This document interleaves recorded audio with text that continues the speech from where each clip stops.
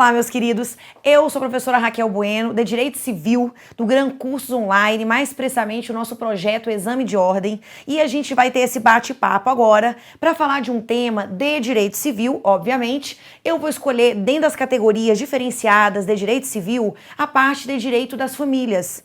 Mais precisamente, falando um pouquinho sobre a família tradicional, a família casamentária. E aí, quando a gente fala de casamento, eu quero falar um pouquinho sobre aquela diferença entre casamento nulo e casamento anulável. Afinal de contas, quais as consequências, quais são as hipóteses, questões de prazo também para tomar alguma iniciativa. Muito bem, quando eu falo de casamento nulo, eu estou me referindo ao artigo 1548, certo? Do Código Civil. E, em virtude do Estatuto da Pessoa com Deficiência, hoje, nós só temos uma hipótese de casamento nulo. Estou falando, portanto, de nulidade absoluta, que não tem prazo para ser arguida, ok? E, regra geral, ela vai ter efeitos ex tunc, mas lembrando que eu devo proteger os terceiros de boa-fé. Então, a única hipótese que hoje remanesce no Brasil de casamento nulo é a hipótese de casamento contraído com inobservância das causas impeditivas que estão previstas no artigo 1521 do Código Civil, certo?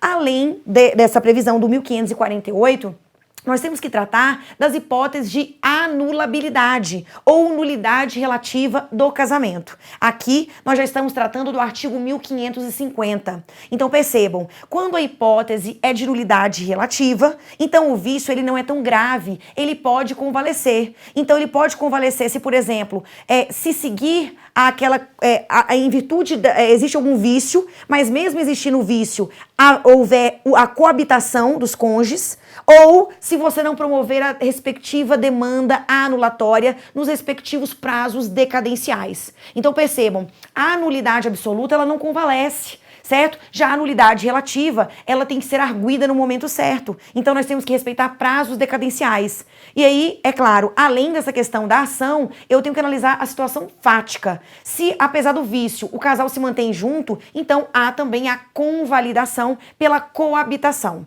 Tudo certo? Raquel fala um pouco sobre as hipóteses de anulabilidade. Elas estão no artigo 1550. Então, imagina aquela situação da pessoa que casou sem a idade núbio, que são os 16 anos. Ou a pessoa que casou com a idade núbio, tá? Só que sem autorização dos seus pais, dos seus tutores.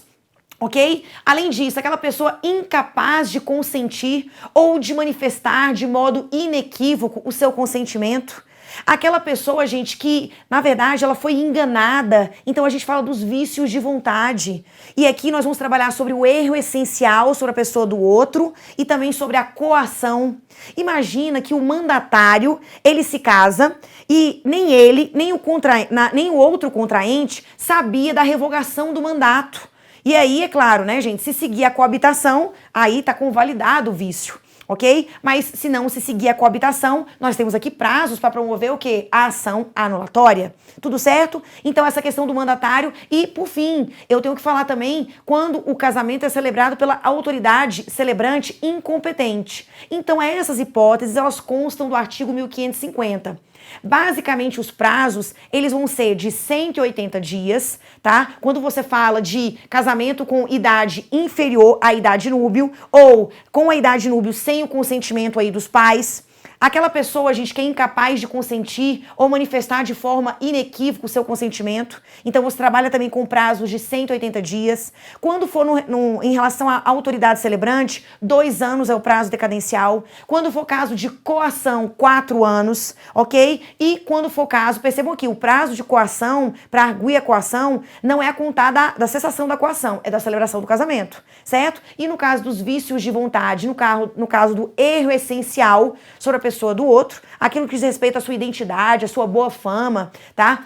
Até mesmo uma doença geneticamente grave, contagiosa, que pode comprometer, incurável, né? Que pode comprometer você e sua prole, certo? Lembrando aí que essa parte do erro essencial sobre a pessoa do outro também sofreu alterações em virtude do quê? Do Estatuto da Pessoa com Deficiência. E nos casos de erro essencial sobre a pessoa do outro cônjuge, tá? Situações que eu desconhecia, eu não sabia antes de casar e que certamente se eu soubesse, eu jamais teria me casado. Então, nesses casos, o prazo decadencial é um prazo de 3 anos. Tudo bem? Então percebam, nulidade absoluta, ela está ligada, nulidade absoluta do casamento, às causas impeditivas, a violação das causas impeditivas. E não há prazo para você arguir esse vício.